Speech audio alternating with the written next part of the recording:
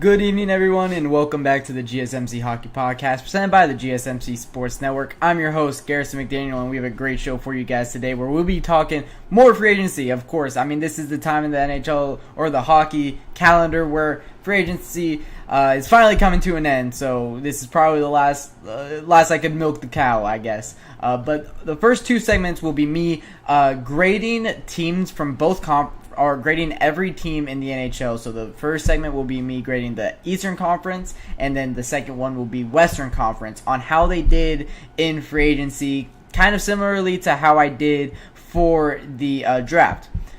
Next up, and on our third segment of the night, we're going to be talking about the Oilers and how they got my 13th best prospect in all of hockey for a third-line winger. And shocking trade from last week, and we'll be talking all about that in our third segment. However, it's not as crazy of a trade as everybody's making it out to be. Our fourth segment, we'll be talking about the Buffalo Sabres, giving you my season preview on them as we're just following down the line. This is the third team in my series now that I'm going to do all 32 NHL teams. This is number 3, the Buffalo Sabres. And then our fifth and final segment of the night, we'll be ending it off by talking about a list of guys that filed for arbitration over the weekend / last week during the 4th of July holiday weekend. So we'll be talking all about that and who did not file for arbitration, as that tells us a lot about what teams are, where they're at with their re-signing of free agents.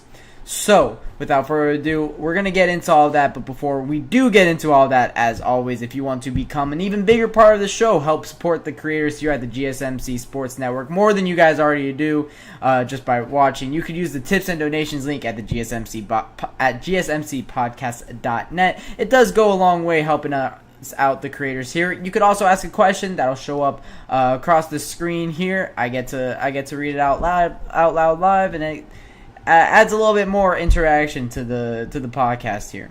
So without further ado, we're gonna get right into this one. Eastern Conference grades here, and as the first one suggests, it's the Boston Bruins, and they got a B+.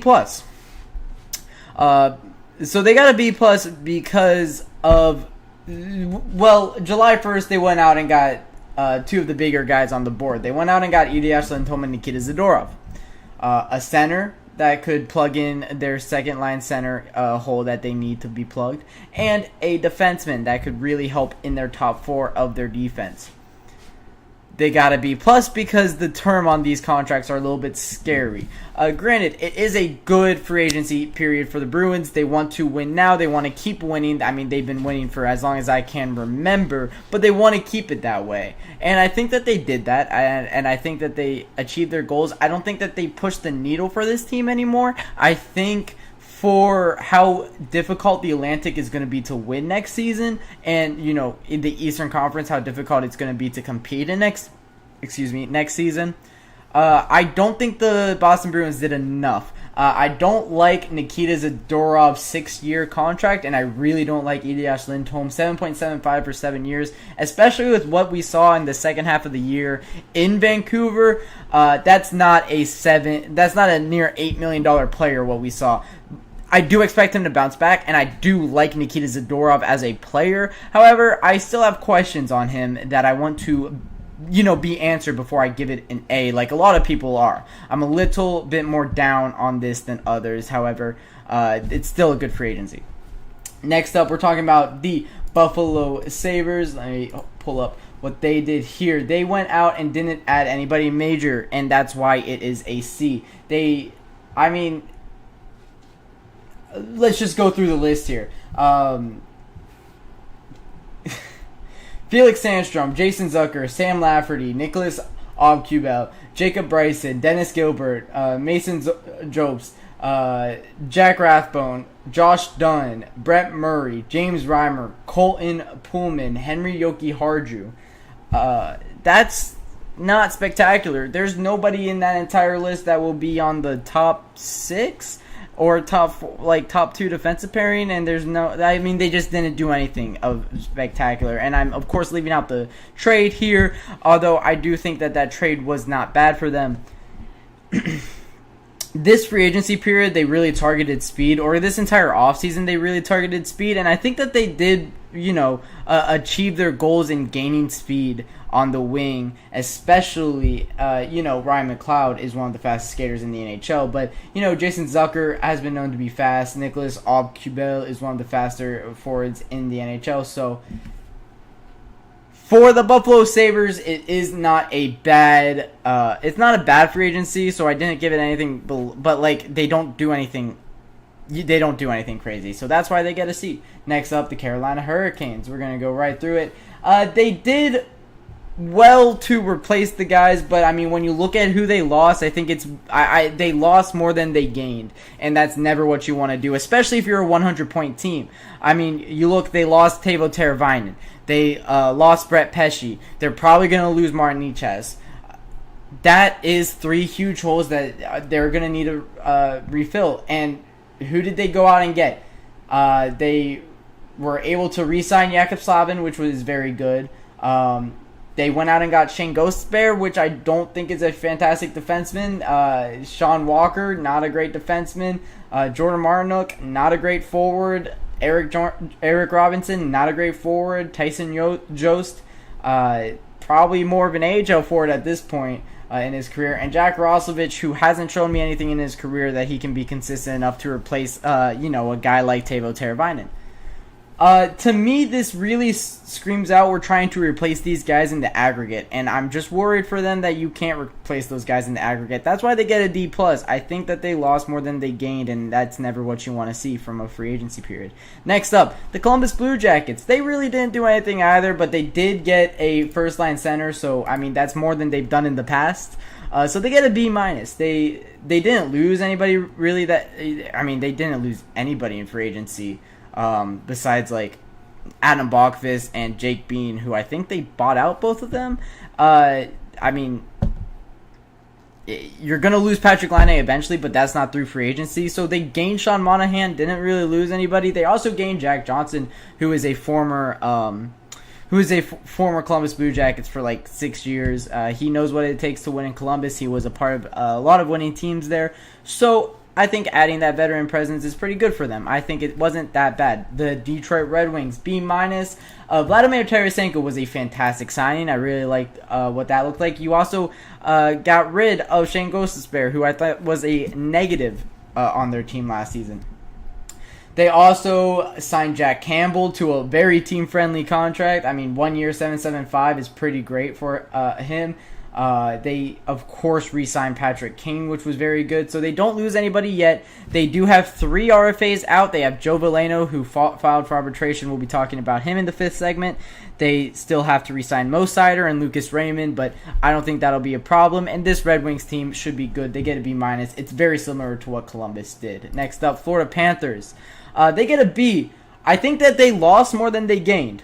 But the difference between the Hurricanes and the Panthers is the Panthers are Stanley Cup champions, and as reigning Stanley Cup champions, you're gonna lose players, right? There was players that are gonna be up that they're, what their market value is gonna be the highest it's been in their career because they just won a Stanley Cup, right? So Brandon Montour, you were always gonna lose, Brandon Montour. They also lost Dmitry Kulikov, I believe, which you can afford to lose. But what they didn't lose was Sam Reinhart, who was everybody's biggest free agent on the board. He resigns. You also are able to re-sign Anton Lundell. You're also able to get some good pieces like Jesper Bachvist, I really like, on the team. And just all around, I think it's a pretty solid free agency period for the Panthers. I think this team looks good, ready to compete next season. I don't think that they lost enough to say that they're not going to compete. I mean, you lose Kyle Okposo, you lose Vladimir Tarasenko, but those were depth pieces that you got at the deadline anyways, that you are willing to lose. So it's pretty good for the Florida Panthers. I think that they're going to be very much competing in the Atlantic next season. Next up, the Montreal Canadiens. They went out and didn't really do anything in free agency. That's why they get a C. they didn't sign anybody besides re-signing Yaroslav Slavkovsky. But they get a C because they re-signed Yaroslav Slavkovsky. Everybody thinks it's a very great deal. I'm still speculative of it, but I'll go with the jury on this one. Next up, the New Jersey Devils, they get an A. They get an A because I love Brett Pesce. I think he's a fantastic defenseman. They got him 6 years, $5.5 million a year. I think that's fantastic. They don't really do anything really that crazy. Stefan Nessen's a really good piece that they stole from Carolina. Another one that they stole from Carolina. I also like Thomas Tatar enough to be a plus on a team. So I think that the Devils get an A. I really like... I like Brett Pesce, Brendan Dillon, Stefan Nelson. I think is very solid too. Next up, the New York Islanders. They don't really do anything in free agency. I think Anthony Duclair and Mike Riley are their only signings, so they get a C. Not much more to talk about there. New York Rangers get a C, or the New York Rangers get a C minus because it's not great. They signed Sam Carrick from the Edmonton Oilers to a 3x1. Casey Fitzgerald, Bo Gruhl. I mean, they don't really sign anybody big. They still haven't found a trade for Jacob Trouba, which is brutal. They haven't, or Ryan Lindgren is an RFA that's going to arbitration. We'll see what comes out from there. They lost Alex Wennberg, Jack Roslovic. A lot of depth pieces on this team are no longer on the Rangers, so we'll see what it looks like next season. I don't think it's going to be that much worse because you still have Zibanejad, Trocheck, Kreider, Panarin, fantastic names. Igor Shesterkin, of course, is still on the team. Adam Fox. I mean, they still have their superstars. They'll still be fine. Next up, Ottawa Senators, B-. I did like Ottawa enough to give them a B-, but it wasn't... I mean, they didn't do anything crazy. David Perron, who's a 36-year-old, to a 2x4 is questionable. Adam Gaudette can be a plus for their team. I really like Shane Pinto's deal, 2 years, 3.75. I think that's going to look very good. So they get a B-. Nothing spectacular, but nothing bad. Next up, the Philadelphia Flyers.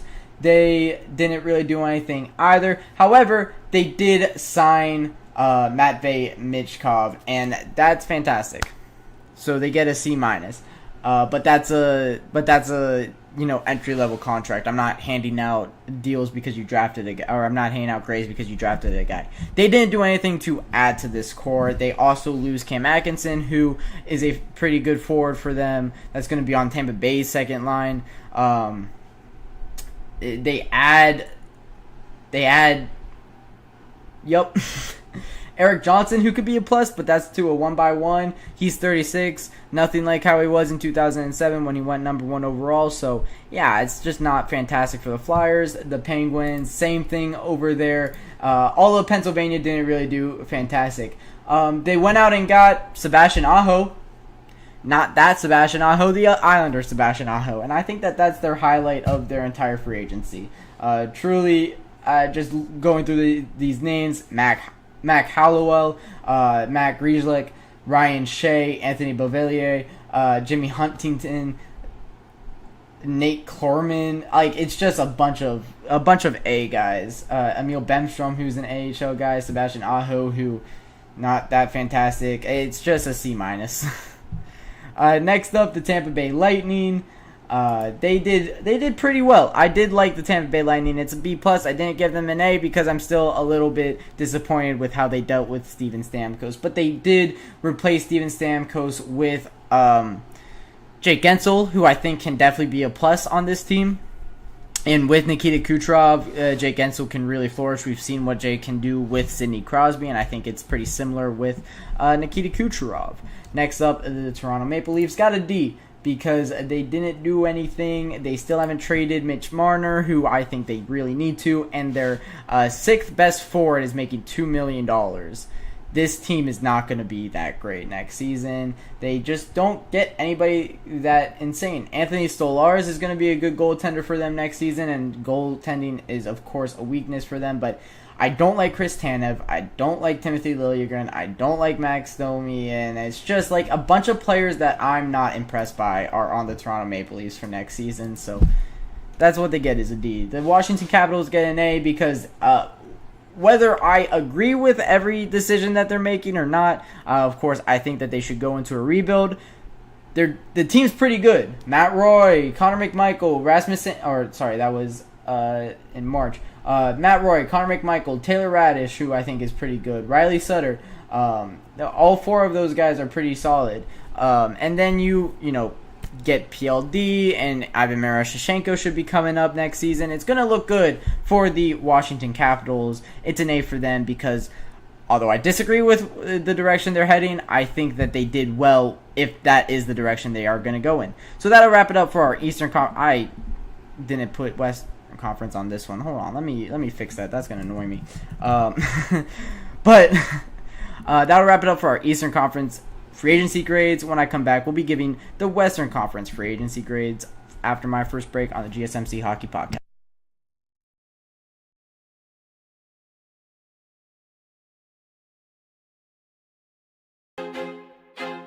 I feel like I'm losing my mind. Is everybody in the world blind? Please, Lord, give me a sign, a sign. I feel like I'm losing my mind.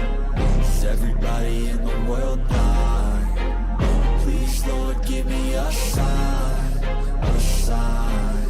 I wanna be the greatest. Everybody on the fake shit. I look around and feel like everybody is the fakest. I make this every day and I'm impatient, hoping one day I blow up from the basement. Statement, the top is so vacant. I don't hear shit that I think is amazing. Waiting for my day when I'm playing sold out shows for 1,000 faces. Hey, give me that crown, get in my way and to be put down. It ain't your place, all this my town. If I want that shit, then I'll get it right now. I'm losing it, the noose it fits. I'm losing shit, a stupid myth. You choose to live or choose to dip. You choose to fight or lose your grip and lose a gift. I feel like I'm losing my mind.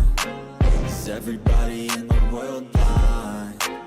Please, Lord, give me a sign, a sign. I feel like I'm losing my mind. Is everybody in the world blind?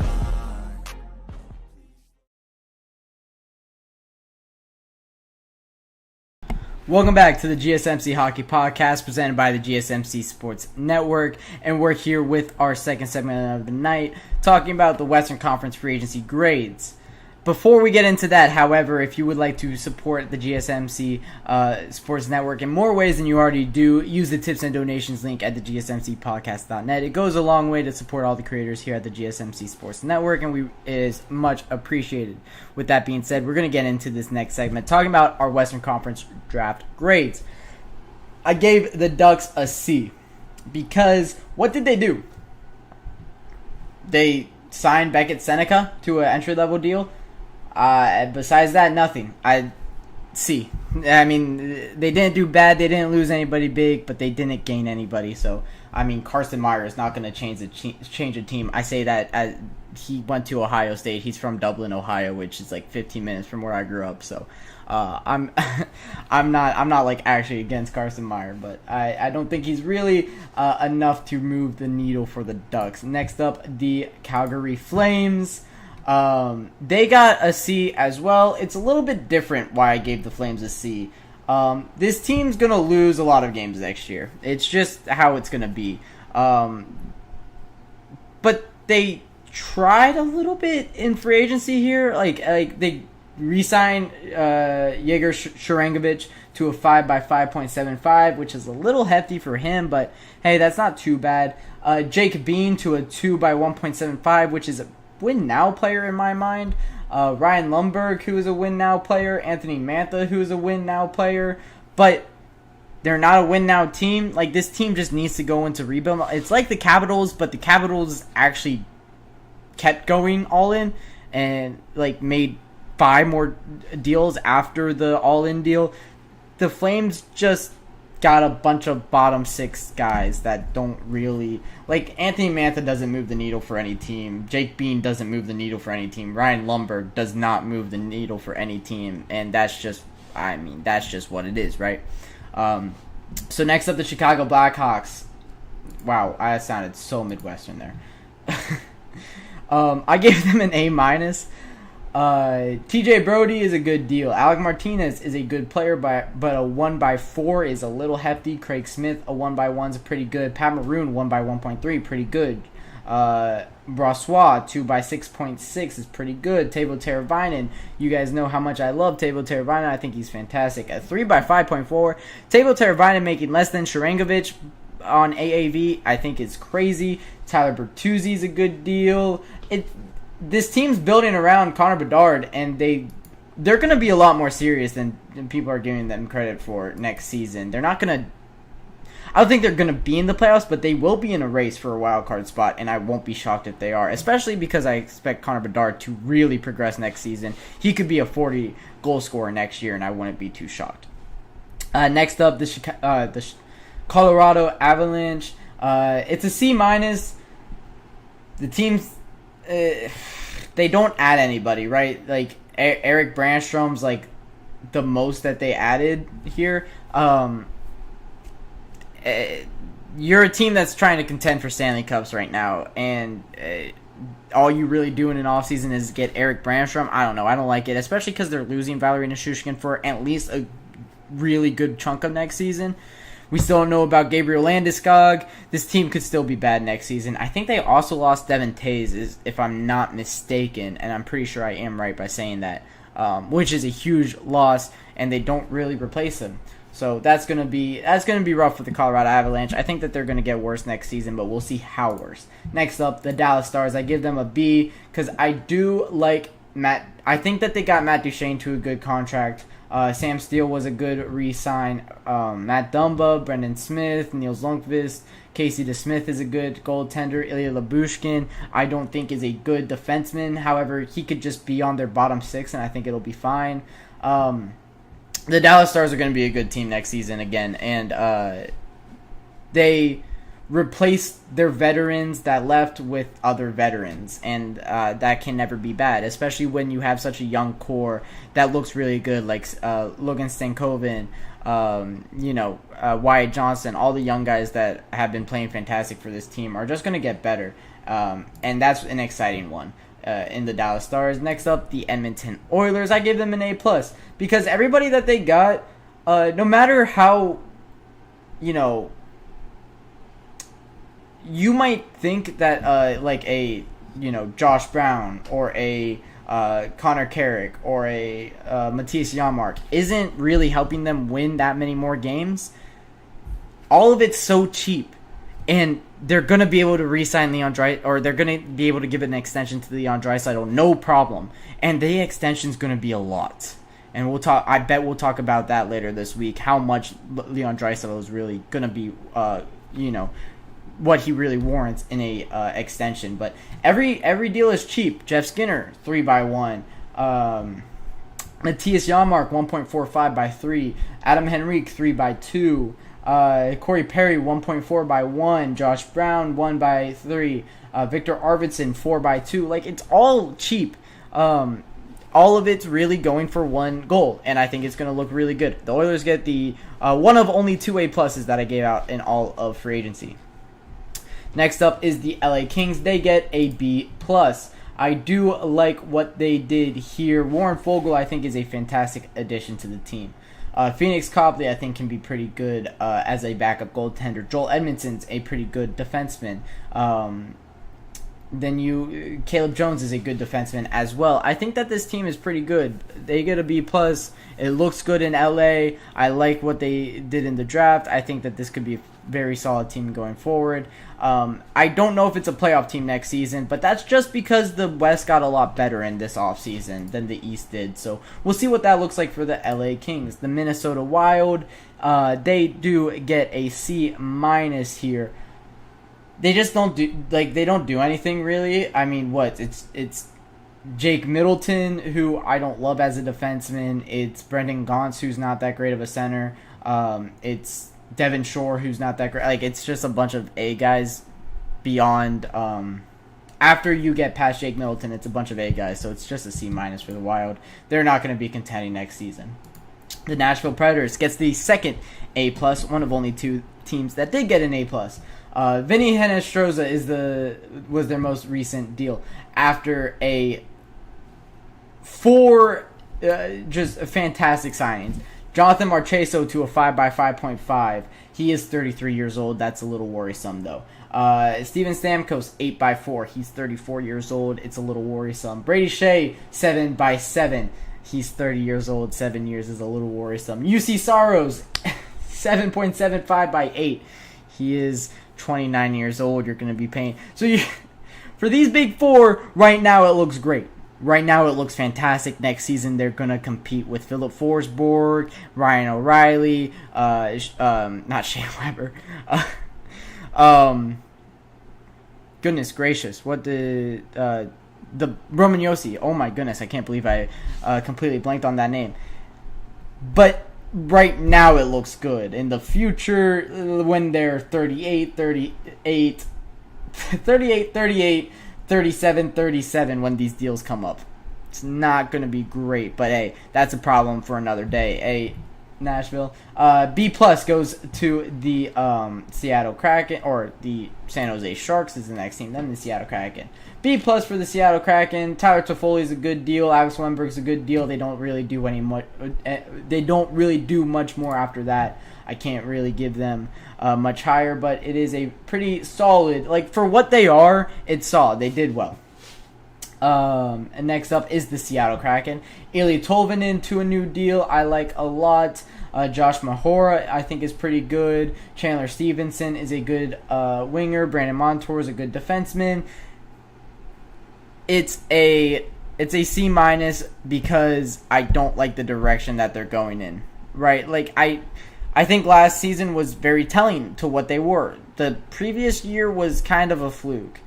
And now you have Brandon Montour that you're going to be paying to at least 37. Chandler Stevenson you're going to be paying to at least 37, 6.25 and 7.14 respectively. I don't like paying guys late into their 30s $7+ million. It's always going to come back to haunt you. But it's in a different way with the Kraken than it was with the Predators. The Kraken is at a the Kraken aren't competing for cups. The Preds could be. That's the difference here. So that's why they get a C- and the Predators got an A+. The Blues are at a C. The Blues re-sign Pavel Buchnevich, who I think is very good. They get Kasperi Kapanen, who I think is pretty good. They, in a sign and trade, got Alexander Texier, who I have a jersey of. I like that kid a lot, from France.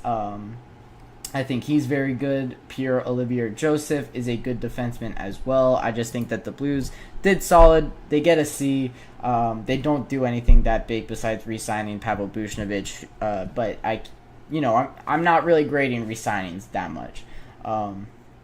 Utah Hockey Club is the next one. They get a B+. They get a B+ because of kind of what they did in the draft, and I will be very honest that I did look at their draft a lot more here. I do like the moves with Mikhail Sergachev and Josh Marino, and then getting guys like Kevin Stenlund, who was very good on the Panthers last season, helped them on the penalty kill win the cup. Kevin Kanan, who is a good defenseman, but 34 years old. Ian Cole, who is a good defenseman, but 35 years old. I still think that it's pretty solid, though. And they just re-signed Barrett Hayton, who I think is a fantastic forward. So I think things are going well in Utah. I think they're in the right direction. A lot of these grades are based on the direction I believe that they should be going into and what their moves suggested the direction they want to go to, and that's why I gave them a B+. The Vancouver Canucks got an A. I really like Jake DeBrusk. That is a big reason they got an A. I really like Vincent Desharnais. I like Kiefer Sherwood. Tyler Myers, I think, is lovely. Their moves to re-sign guys like Dakota Joshua, like Teddy Bluger, I think is fantastic. I like a lot of their moves. So they get an A. Jake DeBrusk is going to help them win. Now, they only lose really Elias Lindholm, who didn't produce for you that much. The Golden Knights are the only team I gave anything less than a D+ to, and they get an F. This team lost a lot. This team didn't gain anything. They lose Chandler Stevenson. They lose Jonathan Marchessault. They lose Logan Thompson. they don't replace those guys. Like, they replace Logan Thompson with Ilya Samsonov. They replace Jonathan Marchessault with Zach Aston Reese. They replace Chandler Stevenson with Victor Olofsson. It's not good. The Vegas Golden Knights are going to get a lot worse, and their entire, their cap problems have finally caught up with them, and this is what it looks like. So that'll wrap it up for our Western Conference free agency grades. When I come back for my second segment of the night, we'll be talking about the Oilers acquiring Matthew Savoie via a trade with the Buffalo Sabres.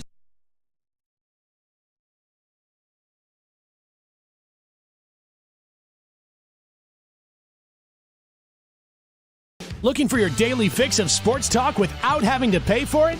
GSMC Sports Network is available on YouTube. Just search GSMC Sports Network. Get your fix of daily sports talk shows on YouTube, absolutely free. NFL, college football, NBA, MLB, MMA, UFC, fantasy football, and so much more. GSMC Sports Network has shows running all day long, with new sports shows starting every 2 hours. Just like on your favorite cable sports channel, except GSMC Sports Network is absolutely free. Just search GSMC Sports Network on YouTube to catch one of your new favorite shows, like the GSMC College Football Podcast, Chip Shot Football Podcast, Hoops and Heels Women's Sports Podcast, GSMC Basketball Podcast, and so many more. Check it out for yourself. GSMC Sports Network, now available on YouTube absolutely free. Search GSMC Sports Network on YouTube right now.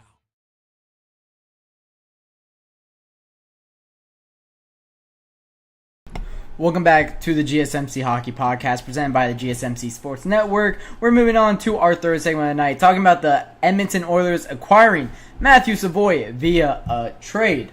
Matthew Savoie, fantastic prospect. I just ranked my top 20 prospects in the NHL. I gave Matthew Savoie the 13th ranked prospect.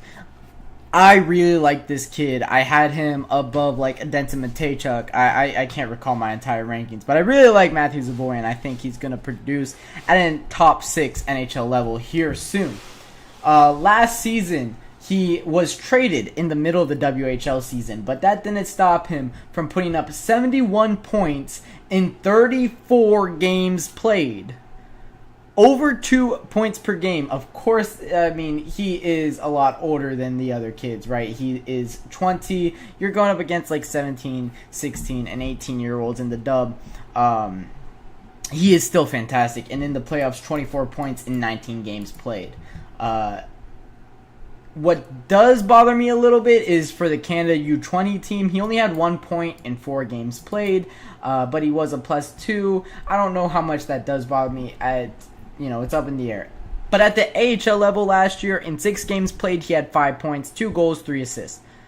The guy scores everywhere he goes. He's a fantastic prospect. I love him as a prospect. I think he could definitely be very good.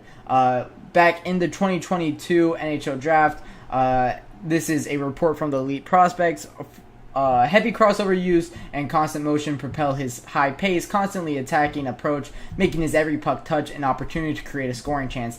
Then Savoie stacks a brilliant first touch handling skill, an in-stride wrister, and 1 and 2 touch passing ability on top of that, skating and pace combo to ensure many of those chances aren't for naught. He does score a lot. He is a fantastic, fast center. Matthew Savoie will be tell me that this guy won't be amazing with Draisaitl or McDavid. I have him projected more as a winger at the NHL level anyways, and I think he'll definitely play well with them. He's 5'10", 180 right now. That is a winger to me. I think at the NHL level, he's going to play amazing in that top 6 in Edmonton. That's something that I'm really looking forward to. So for the Edmonton Oilers, it's a fantastic trade. Let's talk about this on the other side, though. For the Buffalo Sabres to get Ryan McLeod, a lot of people were on, you name it, whatever social media you want to go to, were kind of clowning, I would say, the Edmonton Oilers for this trade. I think that is wrong, though. I do believe that for the Edmonton Oilers, they didn't get fleeced in this one. I think Ryan McLeod is a fantastic forward piece that was underutilized in Edmonton. Looking at some of the underlying stats for Ryan McLeod, his projected WAR is at a 70%, which is or in the 70th percentile. That is fantastic. His expected value on offense is in the 76th percentile. I'm getting all these stats from a Twitter page called JFresh. That is a fantastic statistic Twitter page that I would recommend you guys check out. But he is a fantastic player. Expected value on offense, 76%. Expected value on defense at an 88 percentile. Penalty kill percentile, 98%. Primary assist, 79 percentile. He is a fantastic center that for the Buffalo Sabres, that's a guy that they need. He could plug in on a second line. I think a lot of people, what they get stuck on is that they were expecting this guy to be a bottom six, like a third or fourth line center, and I just don't think that that's who he is. I do believe that this guy is a second line center that is that is gonna be a fantastic penalty kill guy. I think of kind of similarly to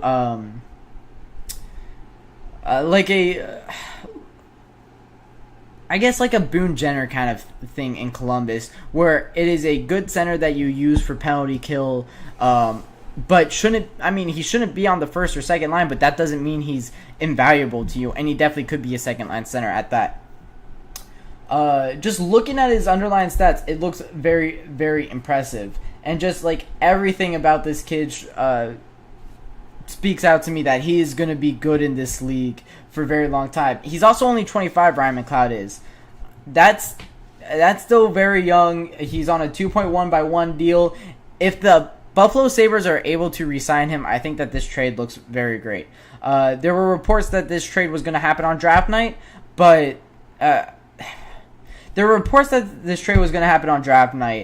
or at least Ryan McLeod going to Buffalo was going to happen on draft night, but Buffalo got Constantinius, I believe, at the 14th overall pick, and they wanted to stick there because they liked that kid a lot.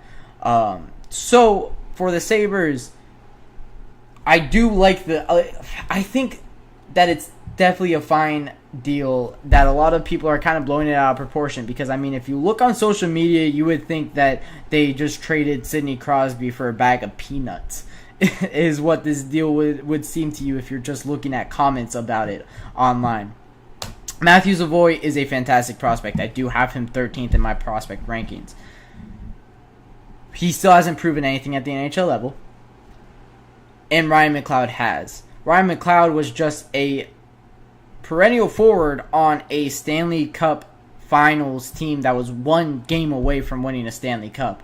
This guy is going to help Buffalo out for a very long time. I think it's more than a fine deal, and a lot of people are just kind of blowing it out of proportion, like I said. So I'm interested to hear your guys' thoughts if you want to put in the comments. But yeah, I believe that it's not a fair trade. I do believe that the Oilers got the better end of it, but I do believe that it's a lot more fair than what guys think. I mean, like I said, Matthew Savoy, yes, he's putting up these numbers, 71 points in 34 games played. He's putting up these numbers in the WHL. He's 20 years old. He just needs to... I need to see more from him playing against very great competition. In total in the WHL in his career, he has 263 points in 183 games. That is very impressive, but he's been there for 4 years. I think that is worrisome, and I think that would worry anybody, any general manager. And the Buffalo Sabres, while it might have been early to move on from this kid who definitely could have helped their forward group out in the future, I don't think it's completely wrong, especially with what I'm saying, with what they're getting back, a Ryan McLeod, that's very impressive. So once again, I want to hear your guys' thoughts on this. If you want to put in the comment section down below, I am very intrigued on this one. It was stuff that I love to read the comments on, because I was shocked at how many people thought it was a fleece, but not really at the same time. So that'll wrap it up for our third segment of the night. talking about the Buffalo Sabres trading Matthew Savoy. And funnily enough, this just comes on the exact same night that we're going to be talking about the Buffalo Sabres in a season preview. So we're going to be talking about that when I come back for my third break of the night.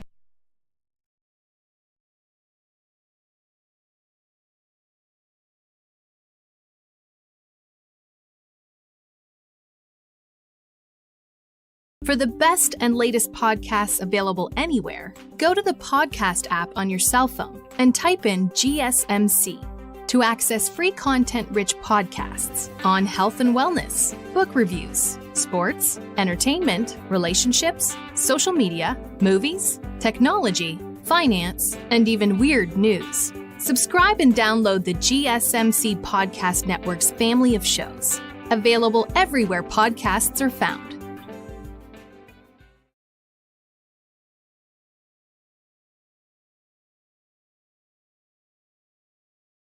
Welcome back to the GSMC Hockey Podcast presented by the GSMC Sports Network. We're here talking fourth segment of the night, Buffalo Sabres season preview, continuing the series that we're doing all throughout this offseason, talking about each of the 32 NHL teams.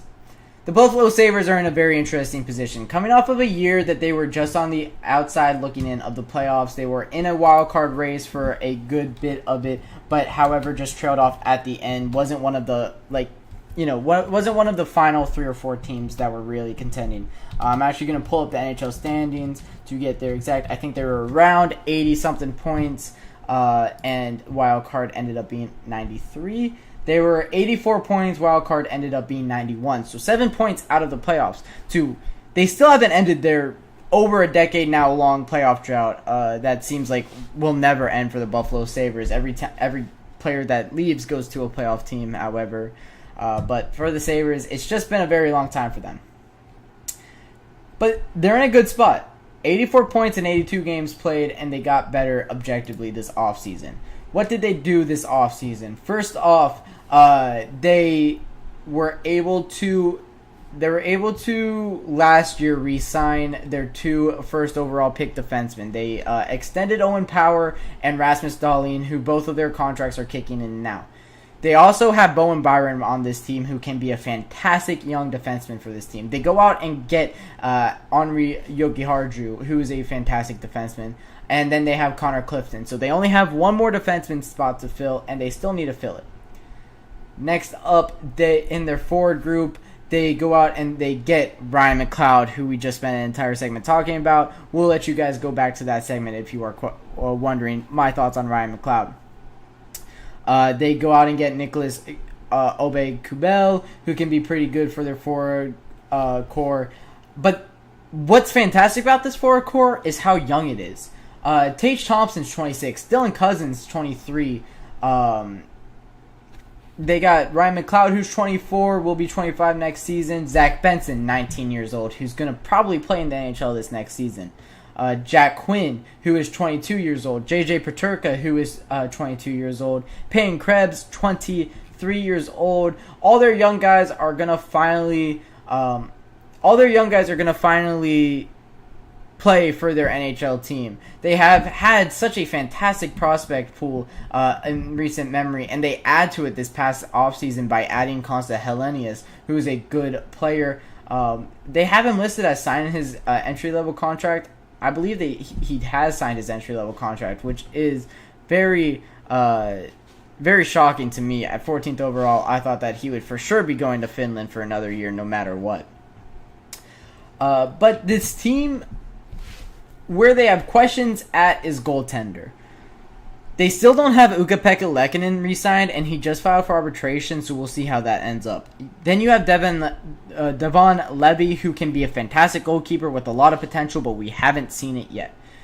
They also have James Reimer, a 36-year-old under contract for the next season. Who goes to the AHL? I think it has to be James Reimer. I think you have to run with UPL and Devon Levy, but we'll see how that plays out. This team can be a playoff team. The Atlantic, however, is so difficult this next season. You're looking at the Atlantic, and the Panthers are a for sure playoff team. I think the Bruins are a for sure playoff team. The Maple Leafs are a for sure playoff team. The Lightning are a for sure playoff team. Then who's the fifth? Even if there is a fifth, because the Metro, the Rangers, the Canes, the Islanders, the Capitals, the Penguins, the Flyers, the Devils, the Blue Jackets are all going to be good next, like at least better. The Blue Jackets might not be good. We think the Flyers might take a step back from last season, and the Hurricanes might take a step back from next season. But did the Hurricanes take a 25-point step back from next season? I don't know. Brady Shea, Teuvo Teravainen, Brett Pesce, Stefan Nesson, like it might have been. Martin, it might have been, but we still don't know. So I could imagine it goes 4-4 split for the wildcard teams again this next season, which means they're going to need to be one of those 4 teams. Who gets left out in the Atlantic? You have the Senators who want to be competitive next season for a playoff spot. You have the Red Wings who want to be competitive next season for a playoff spot. You have the Sabres who want to be competitive next season for a playoff spot. There's 2 teams in the entire Eastern Conference who I legitimately don't think have a chance at a playoff spot next season, and that's only the Blue Jackets and the Canadiens. Every other team is going to be competitive in the East. This is a stacked conference. I mean, you look at the Western Conference. You look at the Western Conference, and it's the Minnesota Wild, the San Jose Sharks, the Anaheim Ducks, the Seattle Kraken, the Calgary Flames are not going to be competitive. And then, like, the LA Kings, the Vegas Golden Knights, are one of those teams are going to get into the playoffs just because one of those 2 teams need to get into the playoffs because the rest of the Pacific is not that great.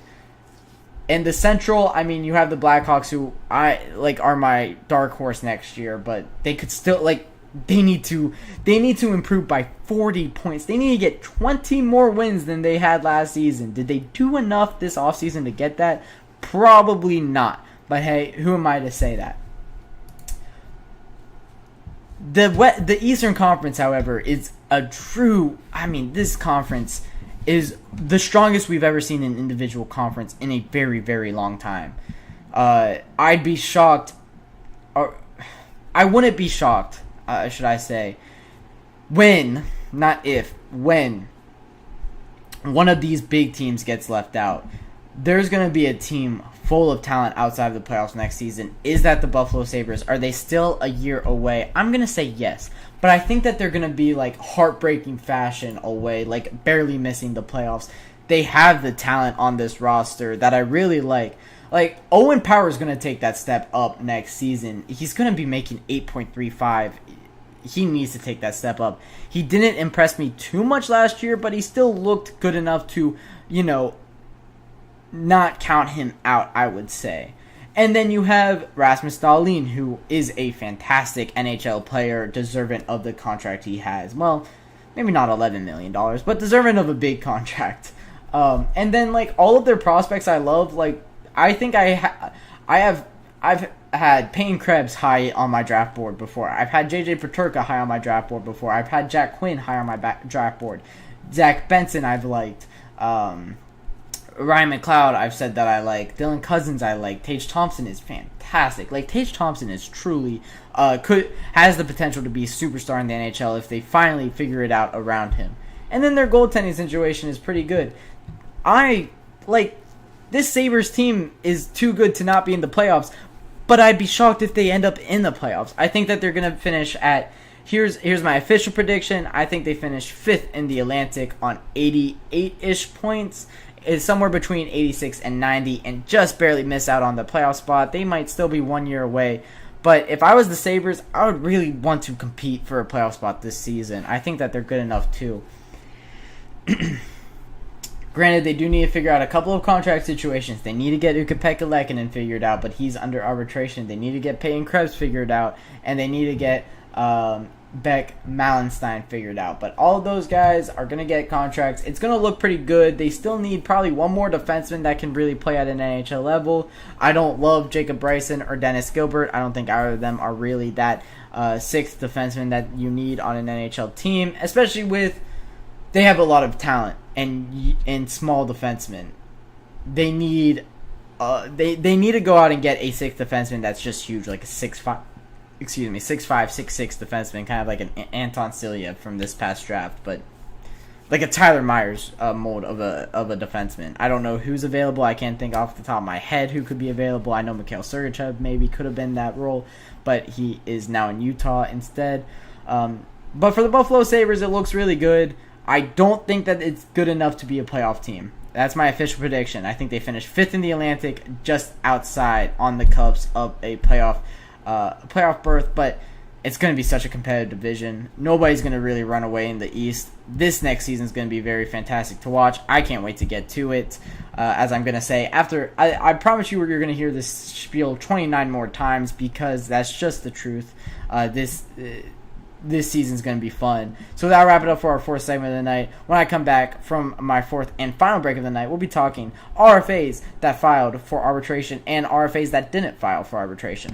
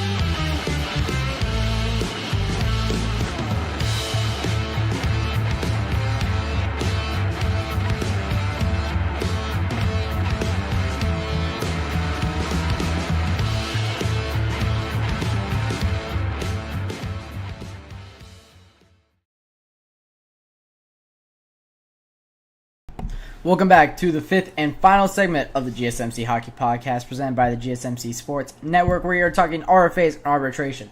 So before we get into that, let's define arbitration because this is a very confusing topic and a lot of litigation issues go into this one.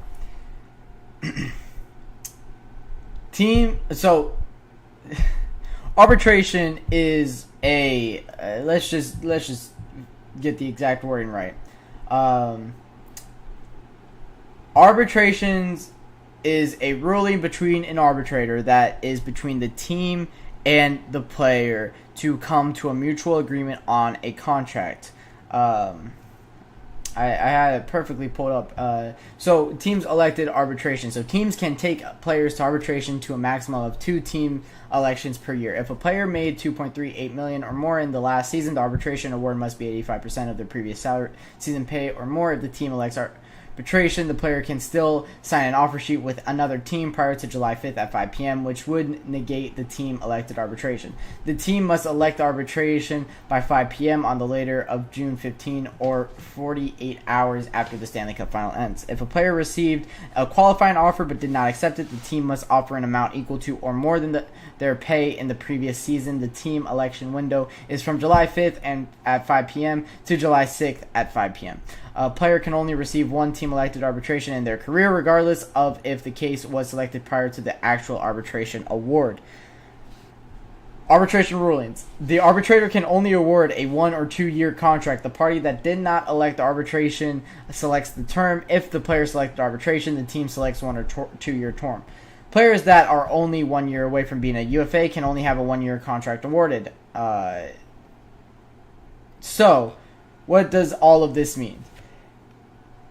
If a player is an RFA, they get a chance at making a case to a third party to get the contract that they desire.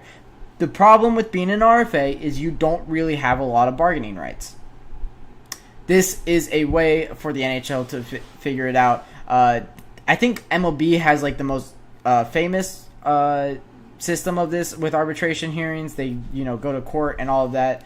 It could get very ugly in the MLB, but it's very similar in hockey.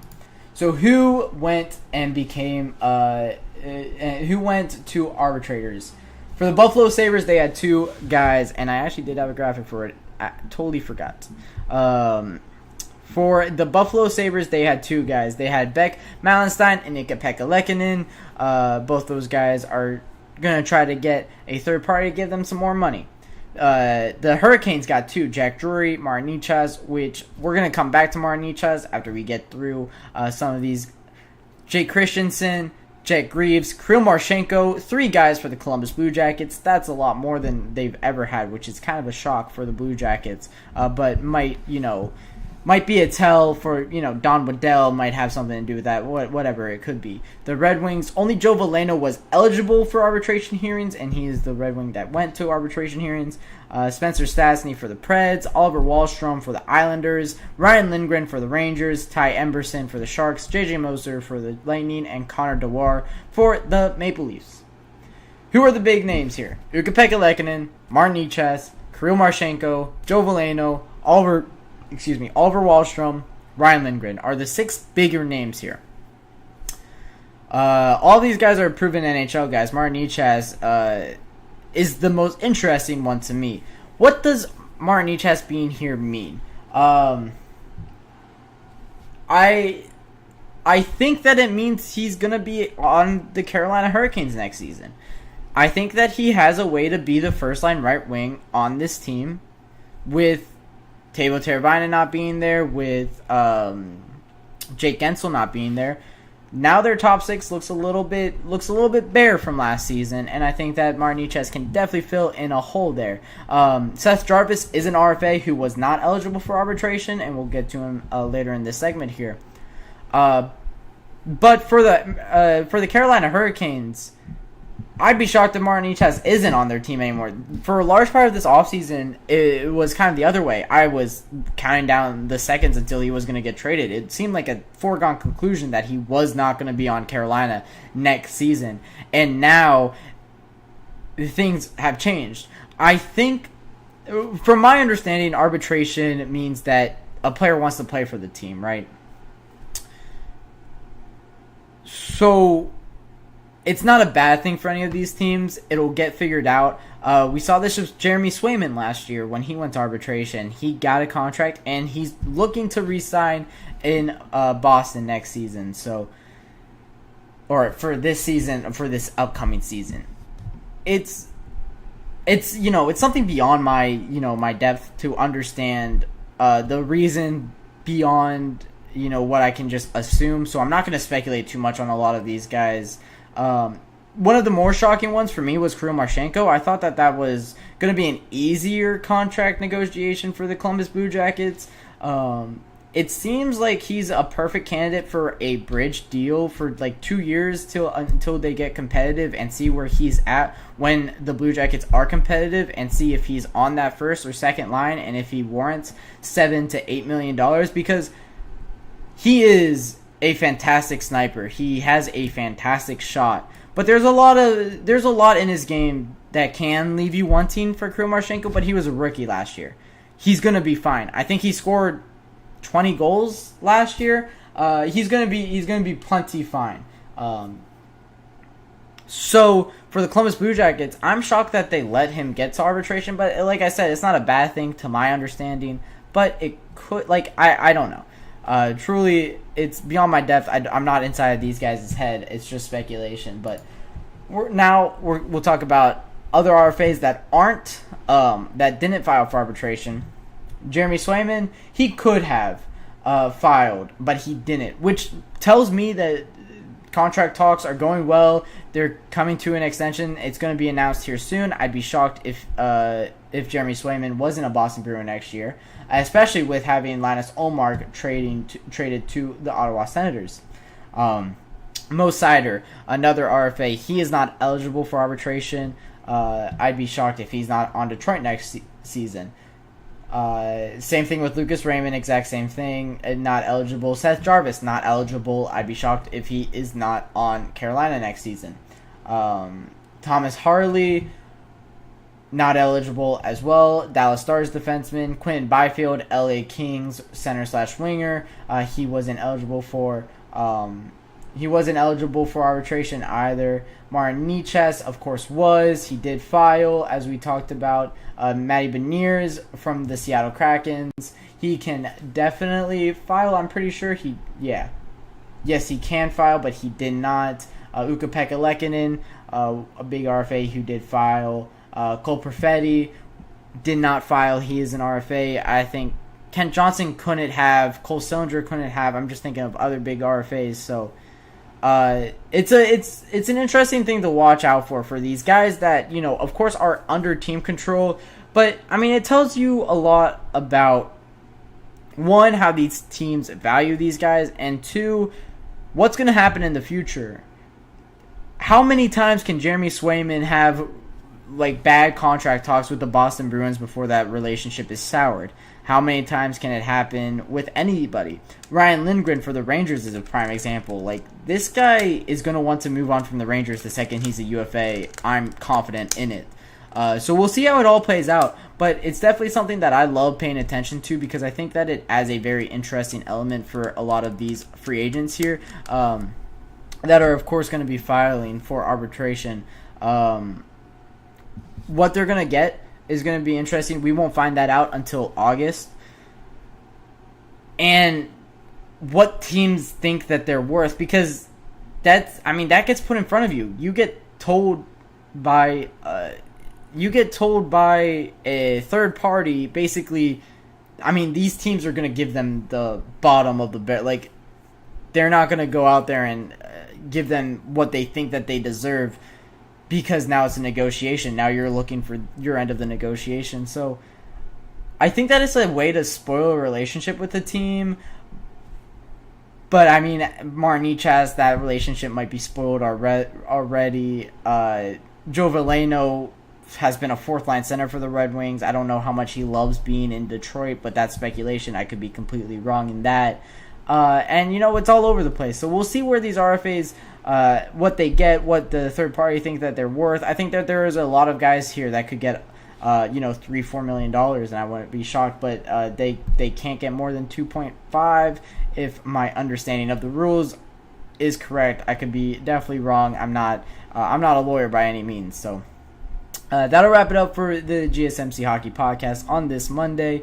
Thank you all for tuning in. All the support is much appreciated. If you want more content from the GSMC Hockey Podcast or Sports Network, follow us on TikTok, Twitter, Facebook, or Instagram as well. If you did enjoy the show tonight, if you want to leave a like, subscribe on YouTube, that goes a long way. Rate us on whatever podcast platform you are listening to.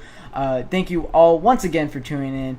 Do appreciate you, and have a wonderful and fantastic evening. Let's go. I wake up to a little bit of drool on my pillow, feel like it's gonna be a bad day. Yeah, I'm tired of shit, and the coffee ain't hit yet. Damn, ain't that great. I don't wanna go to work.